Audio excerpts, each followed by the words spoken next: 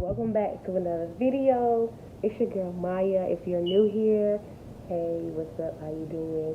Y'all, I'm not too long got my little nails done. Got some little orange and brown going on.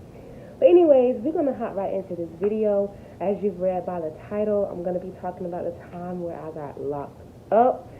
Y'all, I came a long way, but what I can say is that I'll save the actual reason why I got locked up in another story, but I'm going to tell you about, me actually getting locked up and, what was going through my mind, you know? So, this was back in November of 2021. Some stuff went down, and basically, I found myself getting handcuffed, y'all, right in front of my kids. And they took me straight downtown, no ifs, ands, or buts about it. I went downtown. It was probably like 12 at night, so basically it was like that next morning when I actually was booked in there, and it was just crazy because everything that was happening, it just felt like I was watching the TV series. I don't know if you guys have seen it, but it's like jail, you know, so they basically show teenagers and everything, stuff about jail, and you know, and it was just something like that. I just felt like it was very, very crazy and uncomfortable, and being that you already know I'm a big girl, so it's I want to be making sure that I'm good all the time, I don't want to be having to, I don't know. Even though I know that to a certain extent that they take care of you, but I was just more so I wasn't really scared. I was just ready to get it over with, because now that I know that I'm going, I already know that I'm probably not going to do that long inside, so it's just let me just go and get it over with and just pretty much just do what I got to do. So I'm getting booked in. If you hear the kids in the background, they in their room and they watching their tablets or whatever. But so I'm getting booked in, y'all, and I had to basically wait for a long time. I guess to get booked in, you just have to wait in your turn. I guess, I don't know, I'm not sure. So they asked me my age, my height, my weight. They asked me, do I feel like killing myself? And they asked me all this stuff, and then that's when you take your picture. Remind you, at this time I was really going through it with my hair, and I actually I've been trying to do new things. I tried to cut my own ends with my hair, and basically I cut my hair it was just very much so shorter than what it is now. Right now I feel like it's grew some, so if y'all see me doing a little, I just feel like it grew from then.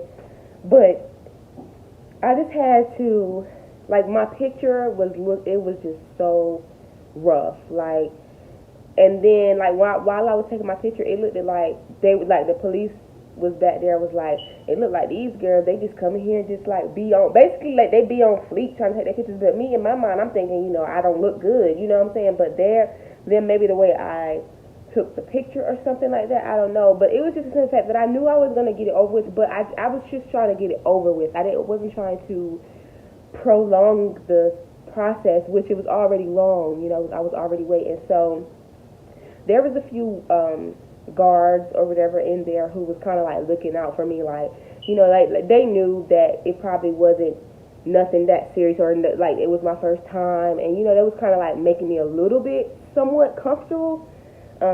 After I got like picture taken and stuff like that, like before I had dressed out or whatever, I actually like stayed like a little holding cell for a while, just until they was able to like find me somewhere to go or whatever the case may be. So it's like it was 12 o'clock when I first went in, basically. Then by the time I'm doing all this, it's probably like maybe 1:40, almost 2 something. And then I went to a different part of the jail, and I sat there for a long time. And there, I guess that was the real waiting room, where you just wait until you get dressed out, until they call you to get dressed out. And then you had to see the doctor or something like that. You had to see the doctor, and you got to tell that doctor if you have any, you know, problems. Which I have asthma, so like you have to tell the doctor everything that's going on with you, so that they'll have it on file, you know, just in case anything happens. So I went and did that, and then basically, long story short, they asked me to dress out. I changed my clothes. Well, I think I had like some green suit or blue suit or something like that, and they let me keep my bra, thank God, because a lot of them, they don't really let them have their bra in there. They just, you know, allow you to have underwear. So it was just, and me, like, I was already like going through it at home. You know what I'm saying? Like, well, where I was already going through it. 1 second. All right, so I'm back. So being that I was already going through it, I was very, like, when I first went there, I was, you know, good. Like, I didn't have nothing to worry about as far as like my clothes and my, you know, my body, or, you know what I'm saying, nothing like that. Like, I was straight. You know what I'm saying? So either way, okay, I got dressed out into their uniform, and then the lady was like, "You use Tide washing powder?" Because I could smell it, and I was like, "Yeah." You know, it was just very, you know, like, okay, let's book you in, you know, but, you know, it's still like human. You know what I'm saying? I guess that's something that they do all the time. So it was like okay for them to have comfortable conversation with me, you know. So I was accepting the fact that, you know, it wasn't going to be any different than, you know, I had to do what I had to do. And then they took me to a room, y'all. Thank God I was able to be in a room by myself. I did not want I didn't want to have to sleep on top bunk, sleep on top. I didn't want to have to do all that, y'all. And I was very happy. Like, at first, I guess this is just like for the certain crime you do or whatever, that's where they put you. I'm not sure. I just know that I have my own room, and then they gave me like a pack, and it was just like with a comb in it, deodorant, maybe toothbrush, toothpaste, you know, just little stuff like that you would need, you know. And they just gave me a little packet, and that was that. Basically, it was probably like maybe 2:30, 3 o'clock in the morning at this time, and I'm in the room, lights out, and I'm just in there you know, praying. First of all, I was praying, definitely praying, because I didn't want to be in that situation. So, but the cops had already told me, like, you know, my situation as far as like how I basically would have court that next morning, so I could be getting out. And they said next morning, but I really had to stay in there like all day. So 10 o'clock come in the morning, and I'm like, you know, when are they having court? You know, when are they having court? Like, I'm ready to go. Like, you know, I'm just ready to go. Then 11 o'clock come, still no court. 2 o'clock come, still no court. So mind you, y'all, I'm having to socialize with these people, or not even socialize, but just like I came out of my cell thing. Like, it was time to come out your cell thing, and you have a time where you know, basically socialize with them and talk for a little bit, you know, instead of just being caged up, I guess.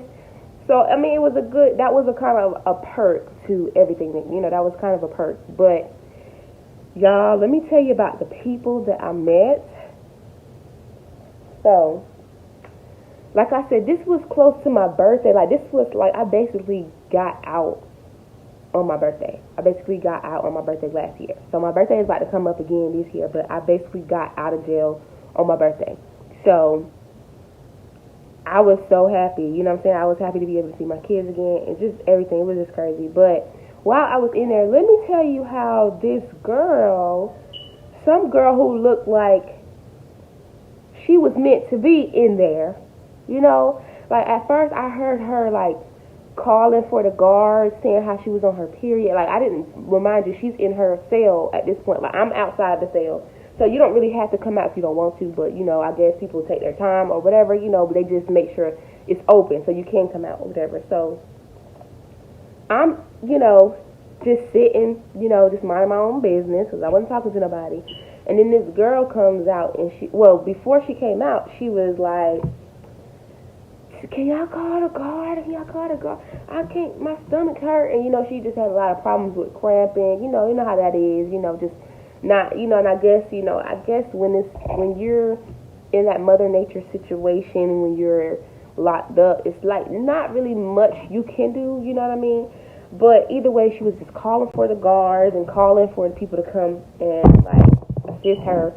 And like, the whole time, I'm like, oh, you know, I hope she's okay, you know, but I'm still just not talking to nobody. I'm just waiting for them to call my name to go to court so I can get up out of there. You know what I'm saying? I need to get up out of there and go get my kids, you know?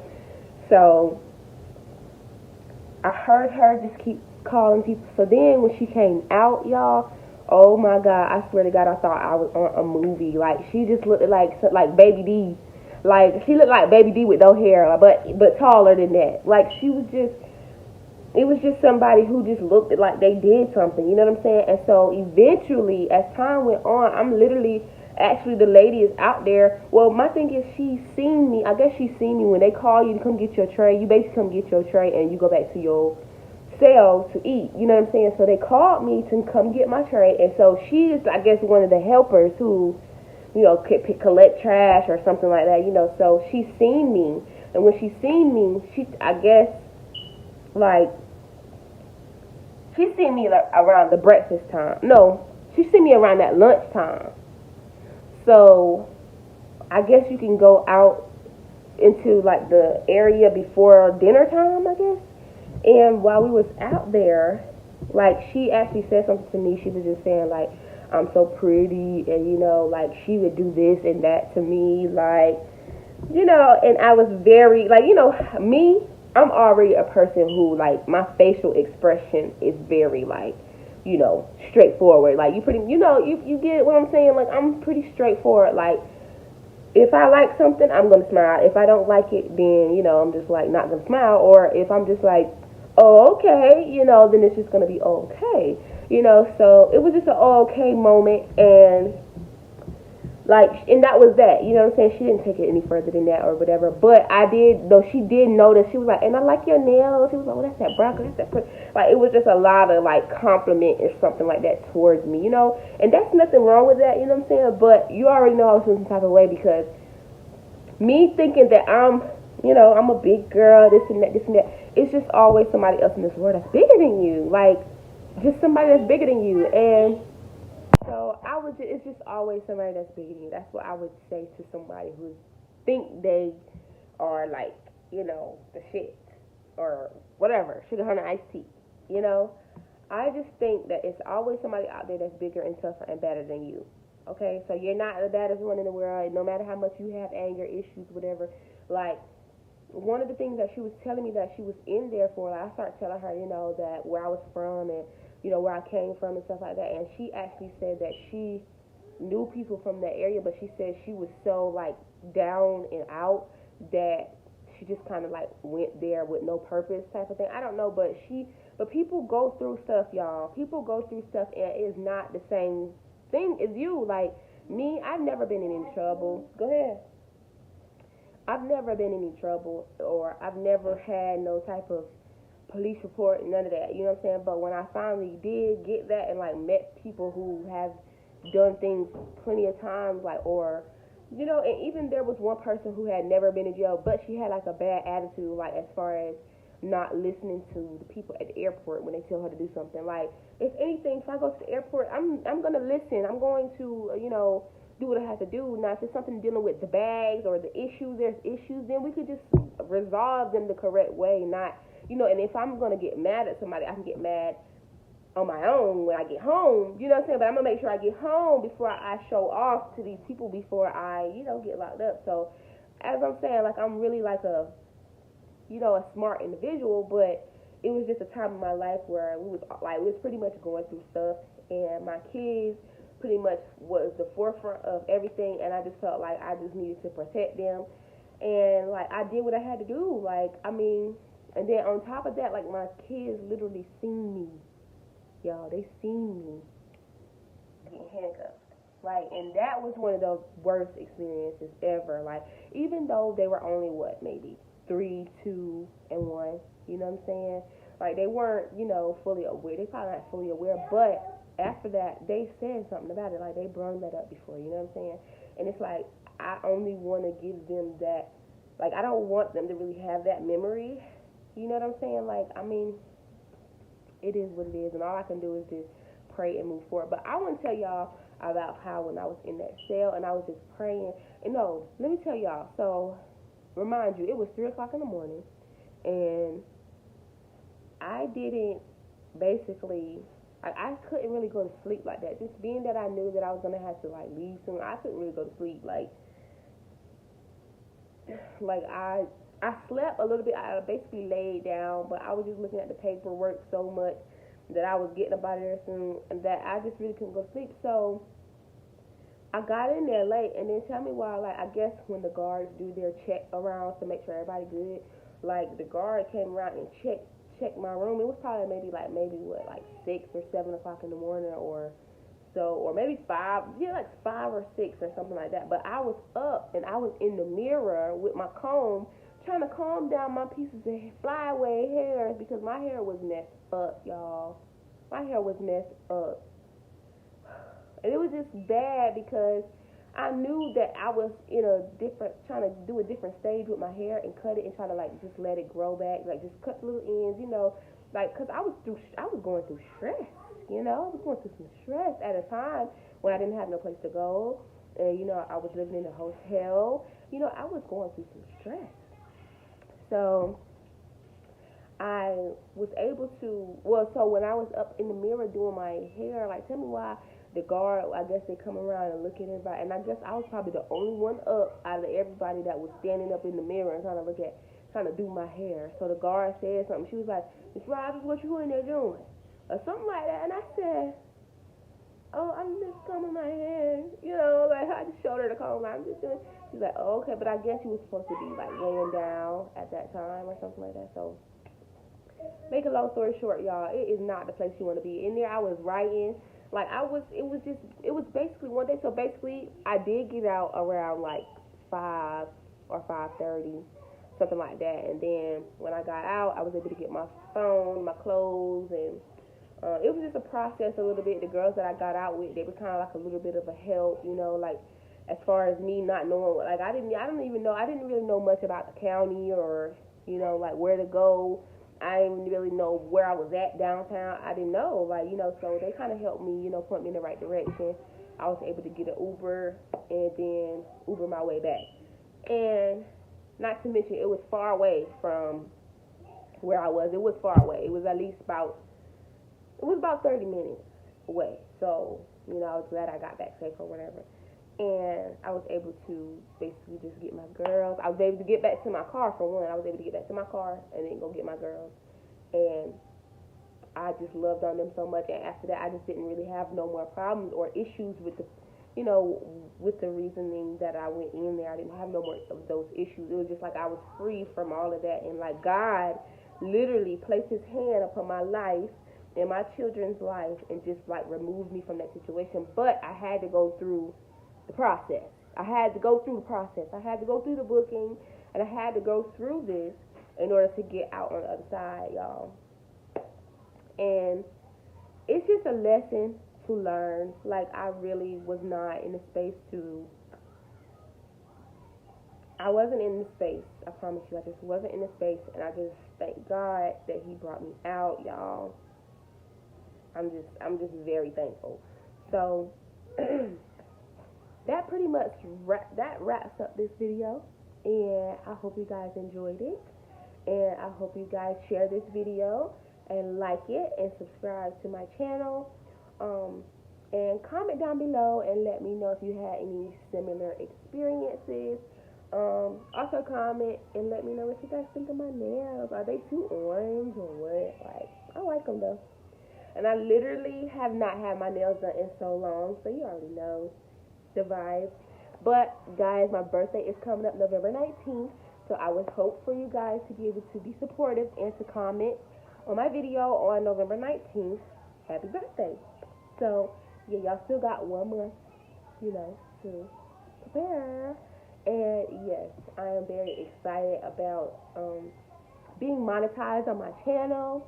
Give me a round of applause. I'm very excited, and I hope that you guys can come along on my journey with me. And also, like I said, give me some ideas.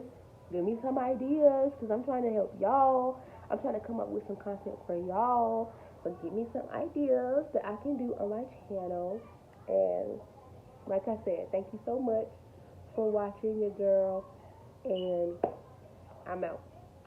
Peace.